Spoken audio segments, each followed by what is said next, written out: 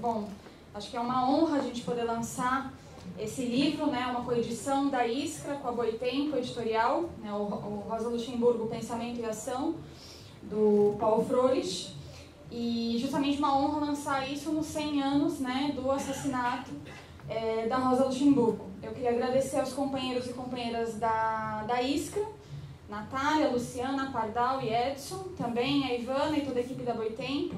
Também é um prazer estar mais uma vez na mesa aqui, dividindo o debate com a Isabel Loureiro, né, que é uma reconhecida pesquisadora sobre a Rosa Luxemburgo aqui no Brasil. E eu queria dedicar a minha fala aos professores municipais de São Paulo, que estão em greve nesse momento, aos operários da Ford e às suas famílias que estão enfrentando aí o fechamento da fábrica, né, lá no ABC, ao povo venezuelano que sofre com a intervenção imperialista no seu país, né, e eu rechaço essa intervenção imperialista sem dar apoio ao governo do Maduro. E também não poderia deixar de falar da luta dos coletes amarelos na França, que vem aí mostrando, né, para o mundo inteiro o caminho da luta de classes. Bom, então, nesse centenário, né, 100 anos sem a maior dirigente socialista mulher que a história já conheceu, preciso dizer que a gente vive um ano muito particular no Brasil. Né, um ano de ascensão de uma extrema-direita que é fruto do golpe institucional. Né, então, eu acho que é importante a gente ver que, para todos aqueles que se propõem a lutar seriamente contra esse governo, é uma tarefa militante e prioritária conhecer a obra e a vida da Rosa Luxemburgo, porque traz lições para a atualidade. Né, e esse livro, acho que ele tem uma qualidade muito grande porque, além dele ter sido escrito por um camarada da Rosa, né, que militou junto com ela, que é o Paul Froelich, né, também é um livro que eu acho que dá protagonismo para a essência da Rosa, que é o seu pensamento, né, ou seja, as suas ideias, sem perder, inclusive, a sensibilidade de como retratar essa figura tão importante. Para resgatar rapidamente alguns aspectos da vida da Rosa, ela nasceu na Polônia, né, a sua atividade militante começou na adolescência, quando ela vai se unir ao movimento socialista clandestino nesse país. Depois, quando ela estava exilada em Zurique, ela, enfim, já estava sendo perseguida pela polícia, ela conhece o Leo Jojitz, que foi seu companheiro, grande amor e um camarada muito importante, né, durante muitos anos da sua vida. Ela foi uma das poucas mulheres da sua época a se formar como doutora em ciências políticas. Né, e alguns anos depois ela foi viver na Alemanha, né, e aí ela começa a integrar o Partido Social Democrata Alemão, o SPD, né, que era o centro político da Segunda Internacional. Né, aí ela vai conhecer a Clara Zetkin, que se transformou numa grande amiga e camarada também, né, e rapidamente ela vai assumindo uma localização mais dirigente, né, porque na realidade ela entra nos grandes debates polêmicos da Segunda Internacional, né, que foi empreender uma grande batalha contra o oportunismo e o reformismo nas fileiras do próprio partido, né, até ela sair desse partido, fundar o Partido Comunista Alemão, né, Spartacus, conhecido como KPD, né, cuja bandeira ela lutou até o final, né, até ser assassinada justamente pelo governo dos seus velhos adversários.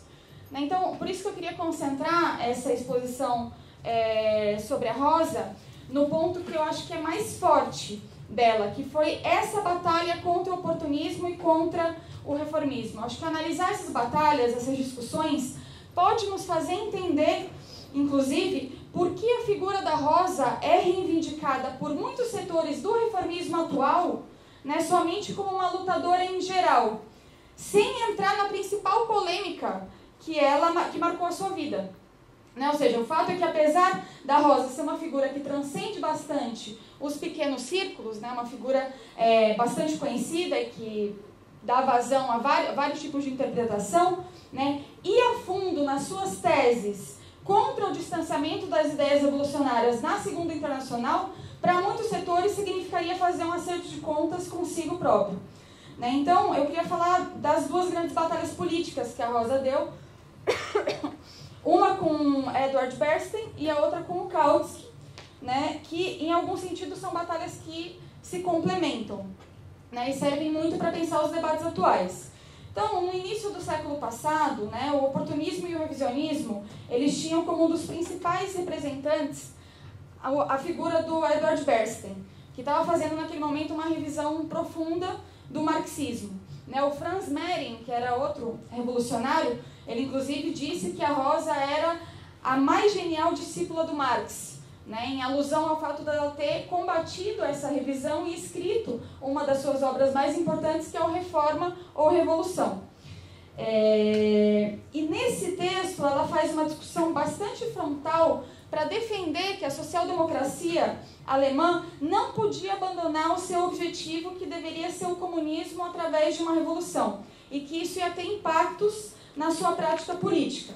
Ela também fazia uma discussão nesse momento contra uma suposta neutralidade, né, dos sindicatos, que queriam impor novos burocratas, líderes, em separado da atuação do partido naquele momento. Ela também se posicionou, por exemplo, contra a reivindicação de que estes mesmos burocratas, naquele momento, né, tivessem um tipo de status especial dentro do partido para vetar as decisões dos congressos da organização, né, o que vai mostrar nesse elemento, em relação à discussão dos sindicatos, já uma veia bastante antiburocrática da Rosa. Nesse texto, Reforma ou Revolução, ela busca aprofundar essa questão sobre os objetivos e os fins da social-democracia e a ideia de uma espera passiva por uma transformação.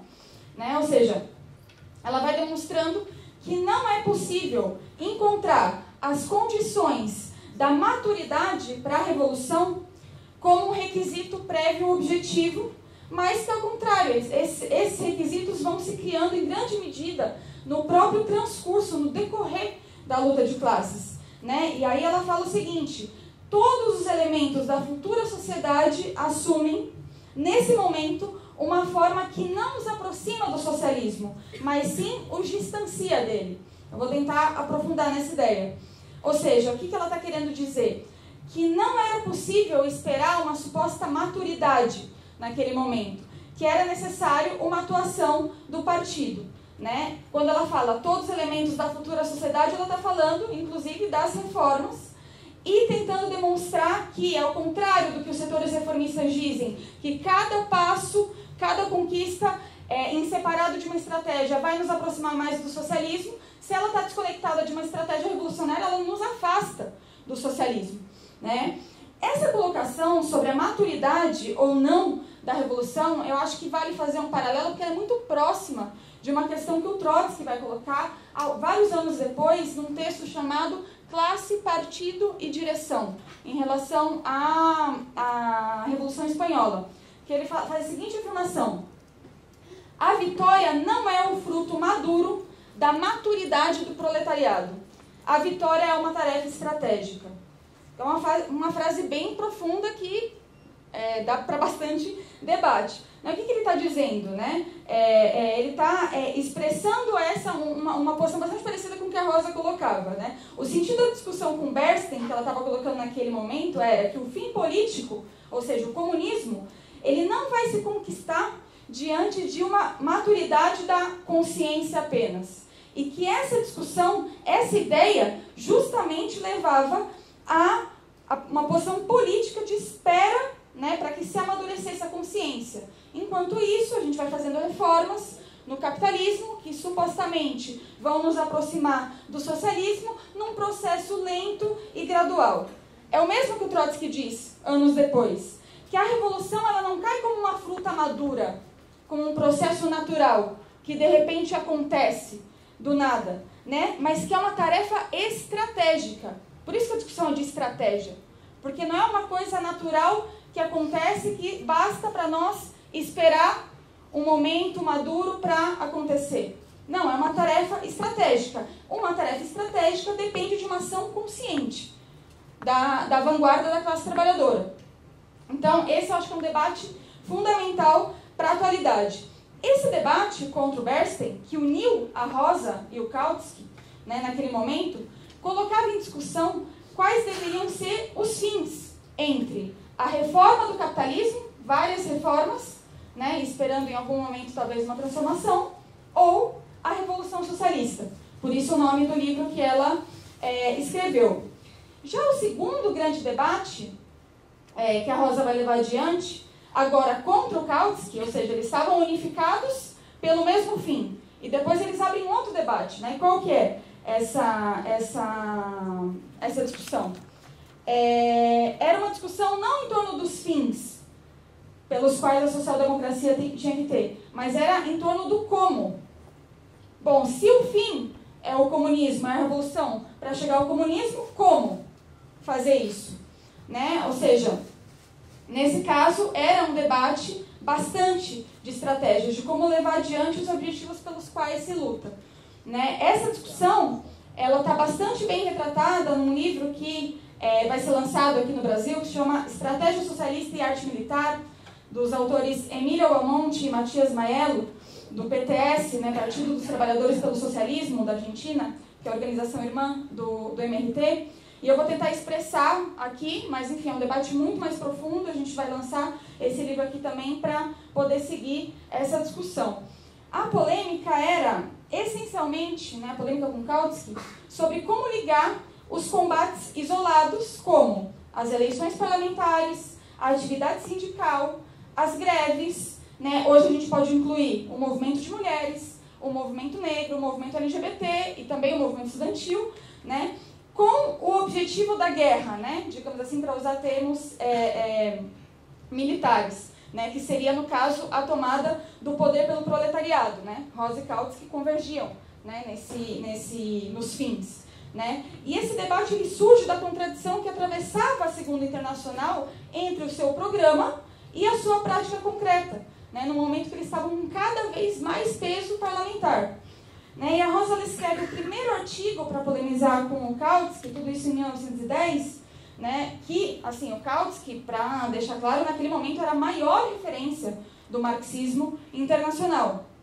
Né? Então ela escreve um texto, um artigo que tem um título bastante sugestivo, que era "E depois o quê?", né? Em forma de pergunta, de questionamento, onde ela dizia que o movimento vinha em ascenso, mas que não tinha perspectivas claras. E ela defendia que o partido tinha que decidir se ia dar ao movimento uma estratégia clara ou se ele ia ficar a reboque dos acontecimentos. Né? E naquele caso, dar uma estratégia clara ao movimento significava para ela ligar politicamente as mobilizações democráticas, naquele momento pela reforma eleitoral, com o processo de greves contra a crise econômica, né? Que era um cenário concreto naquele momento. Para as massas, havia um claro vínculo entre ambos os processos, mas para a direção do partido e dos sindicatos, eram dois processos paralelos. Né? Acho que isso soa bastante familiar com a nossa atualidade, quando a gente vê greves acontecendo, lutas contra o avanço do golpe institucional e processos em separado. Para Rosa, a chave era justamente que a social-democracia alemã tinha o papel de unificar esses processos de luta com um programa transicional contra o Estado capitalista, agitando uma ampla campanha pela greve geral política. Né? Por tudo isso, que o Kautsky ele se opõe a essa orientação e desenvolve mais as diferenças no campo da estratégia, colocando dois tipos de estratégia. Que ficou conhecido com os seguintes termos: a estratégia de aniquilamento e a estratégia de desgaste. Né? Ele está, obviamente, defendendo a estratégia de desgaste, né? Pelas posições políticas que já estou colocando aqui. Isso não significa que ele negasse a necessidade de tomar o poder, mas isso era um combate decisivo para um momento futuro, que não se sabia exatamente quando. A consequência concreta disso, para o qual a Rosa estava alertando, era que o partido terminava tomando uma atitude tímida diante das manifestações em curso, sem buscar impulsioná-las de fato, apostando muito mais na tática eleitoral, mesmo no momento em que faltavam 2 anos ainda para as eleições, para assim conseguir, segundo Kautsky, melhores condições para a luta contra o regime, que estava naquele momento. Né? A essa colocação do Kautsky, a Rosa responde frontalmente, aí para colocar as palavras dela.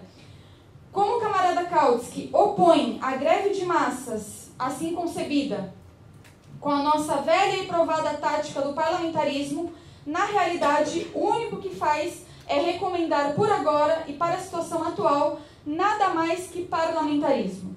No concreto, o camarada Kautsky, e este é o pilar da estratégia de desgaste, nos remete com insistência às próximas eleições. Né? E ela critica também, dizendo, polemizando com Kautsky, que a tarefa do partido, que também a posição dela não era o partido tinha que ir lá e impor de forma aventureira uma ação das massas por fora de construir isso nas massas. Ela falava o seguinte: a tarefa do Partido Social Democrata e da sua direção não consiste nem no segredo de grandes planos e nem na espera de fatos elementares. Né? Então a Rosa ela começa a combater a mudança de centro de gravidade do partido. Né? Ou seja, o que seria esse centro de gravidade? O eixo em torno do qual a ação do partido se estrutura.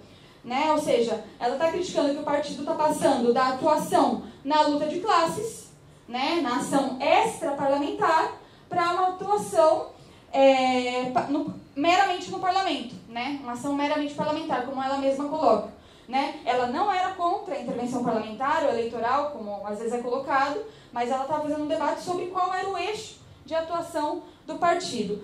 Essa crítica também se expressou alguns anos antes no combate a toda a questão da burocracia que eu tinha colocado anteriormente. Daí, se entra na discussão sobre o papel da greve de massas, né? Se deveria ser algo defensivo ou se deveria já apontar no sentido da tomada do poder, naquele momento na Alemanha. Né? A Rosa sustentava que era preciso agitar a greve política, enquanto Kautsky considerava que isso podia colocar em perigo as posições conquistadas pela social-democracia. Né? Ele dizia que era preciso esperar as próximas eleições. Né? E não é demais repetir que aqui estamos falando de eleições que faltavam ainda 2 anos para acontecer. Né? Com o objetivo de, nas palavras dele, aumentar a influência social-democrata na classe operária. Né? Então, em última instância, a ideia do central do Kautsky era evitar os combates decisivos, acumular forças e desgastar o inimigo. Rosa definiu isso como nada mais do que parlamentarismo. Então foi esse o debate que delimitou uma ala esquerda na social-democracia alemã, antecipando a divisão que vai se produzir com a Primeira Guerra Mundial em 1914, quando a social-democracia protagoniza uma traição histórica ao movimento operário, aceitando os créditos de guerra. É uma batalha também na qual a Rosa empreendeu bastante, ao lado do Karl Liebknecht, em que ficou um episódio muito importante também da história da Rosa.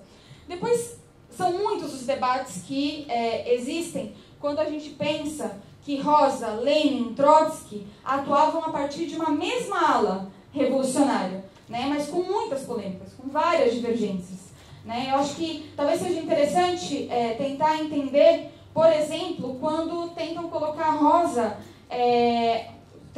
sobre a Rosa o estereótipo de espontaneísta, né? Que hoje às vezes pode virar qualquer coisa. Né? A Rosa defende os movimentos amplos, ou é meio anarquista, ou é meio autonomista, e etc. Eu acho que, por um lado, termina sendo uma caricatura do combate frontal que a Rosa deu às burocracias, coisa que ela viu antes do Lenin. Né?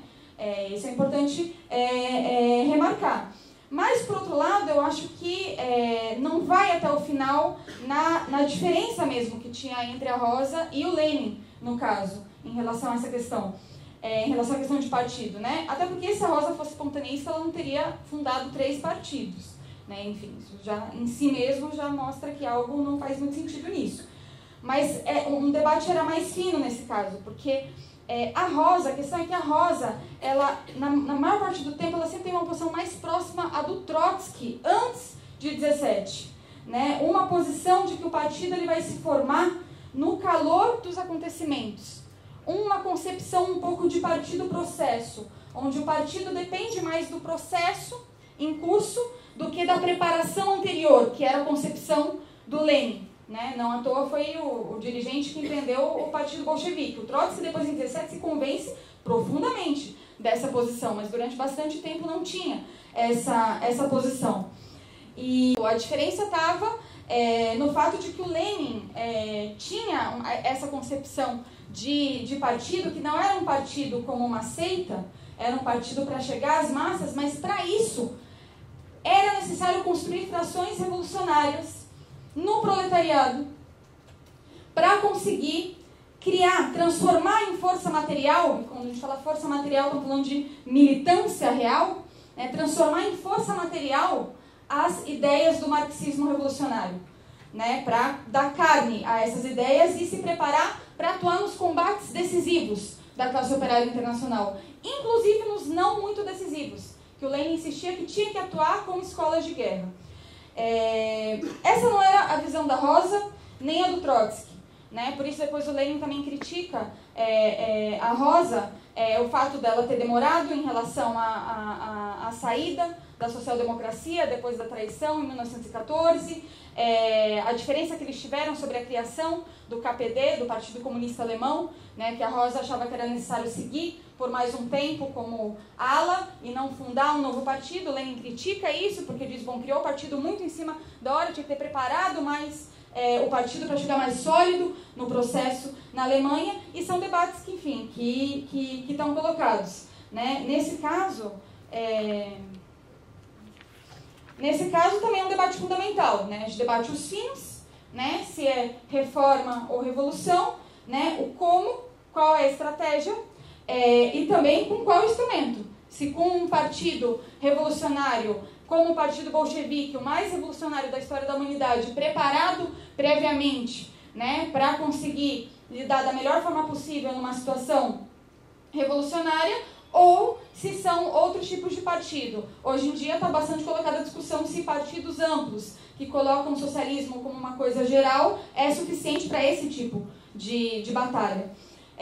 Então, eu acho que essas são discussões que nos ajudam a pensar que debates a gente pode trazer sobre a atualidade, né? Diante das tarefas que a gente tem hoje, né, de enfrentar o golpe institucional, né, enfrentar esse governo Bolsonaro, enfrentar um judiciário golpista, né, com Sérgio Moro à frente, que mantém o Lula de forma arbitrária preso até agora. Enfrentar essa ala militar do governo, né? Contra tudo isso, o que esse debate em relação ao revisionismo e ao reformismo nos serve? Eu acho que é preciso dizer que a Rosa ela combatia o reformismo para não permitir que os grandes aparatos de massas, né, centrais sindicais, partidos políticos, servissem como freio na luta dos trabalhadores, né? E hoje, para enfrentar o governo Bolsonaro, a gente vai ter que discutir o freio, que tem significado, sim, as centrais sindicais nesse momento, né? O PT, que muito além da conciliação de classes, né, que é muito marcado por muitas pessoas, né, nesses 13 anos de governo, ele mostrou consciência em escolher um projeto de país que foi baseado na exportação do agronegócio, na relação com as bancadas evangélicas, né? Muitos setores das bancadas evangélicas tiveram várias garantias na época dos governos do PT, em repressão que a gente viu também, como por exemplo no caso das tropas no Haiti, que foi o governo brasileiro que liderou, né? Criticar e enfrentar o governo Bolsonaro não significa não ver os problemas que tinham, né, no governo do PT. Esse projeto de país, ele segue pesando no momento em que o Lula, como coloquei, está preso, em que a reforma da Previdência vem para fazer a gente trabalhar até morrer, e que o ataque de um governo misógino, racista, LGBTfóbico é cada vez mais brutal, onde estão querendo, inclusive, fazer com que os estudantes cantem o hino nacional nas escolas, como todo mundo viu hoje, a orientação do ministro, que agora disse que não é bem assim, enfim. Então eu acho que essa discussão sobre a maturidade da consciência, né, o desenvolvimento lento e gradual de uma consciência, de uma maturidade, as reformas enquanto espera dessa mudança, eu acho que tem bastante a ver com esse debate. E o debate com o Kautsky, eu acho que também é super atual. Se a gente pensar, por exemplo, o PSOL, né, a organização que é vista à esquerda do PT, né, o partido que é visto à esquerda. Eu acho que dá para a gente lançar perguntas também, para pensar essa discussão de estratégia, né? Qual é o centro de gravidade, o eixo no qual atua o PSOL, por exemplo? Como é tratada a relação entre a ação extraparlamentar, com construção de frações revolucionárias no proletariado e na juventude também, e a atuação parlamentar? Como é a relação entre a atuação cotidiana e a batalha pela tomada do poder? Que tipo de partido se propõe a construir? Esses debates que no seu momento a Rosa usou para enfrentar de forma dura o reformismo nos servem para debater a atualidade e para não cometer os mesmos erros do passado. Então, para finalizar, que já meu tempo está estourando, acho que é importante dizer que a história da Rosa ela foi marcada por inúmeras e incansáveis lutas políticas. E é preciso dizer que tudo isso se deu enquanto os espaços de direção política, inclusive das organizações revolucionárias, eram vistos como uma tarefa quase exclusiva dos homens. A Rosa ela enfrentou isso, não sem dificuldades e infortúnios, por parte de figuras que estavam na mesma trincheira, inclusive. E é importante frisar também a decisão e a coragem para dar esses combates políticos, teóricos e programáticos dentro das próprias fileiras da esquerda, que foi o que a Rosa fez em toda a sua vida, e que eu acho que é um grande exemplo para enfrentar a diplomacia que existe na esquerda brasileira. E, bom, é preciso dizer também que o stalinismo, como reação burocrática dos estados operários, buscou apagar da história da Rosa todo o seu combate. Por isso, em homenagem a Rosa Luxemburgo e seu grande parceiro, Karl Liebknecht, o Trotsky, quando da morte deles, do assassinato deles, disse: juramos que se chegar nossa hora, morreremos de pé frente ao inimigo como vocês morreram. Eu acho que a história e a luta da Rosa nos inspiram a seguir de pé diante do inimigo. Agora, esse governo Bolsonaro que a gente está vivendo. Mas justamente no momento em que o populismo de direita cresce no mundo, não só o Bolsonaro, mas o Trump e vários outros representantes, a imprensa norte-americana não pode esconder que entre as novas gerações cresce o interesse pelo socialismo. Jovens de 16, 17 anos, alguns devem estar aqui nessa sala, que começam a entender que o capitalismo é uma suja prisão. E esse interesse ele desperta medo nos senhores capitalistas. Os símbolos do marxismo revolucionário começam a ser atacados, como a gente viu com o túmulo do Karl Marx, ou como a gente está vendo agora na Netflix, uma série sobre o Trotsky, que apresenta o Trotsky quase como um sex symbol, uma deturpação completa da história desse revolucionário para tornar inofensiva a história do Trotsky. E eu acho que esse interesse que surge na juventude, ele ainda é somente um embrião, espontâneo, inclusive, do que pode ser a consciência.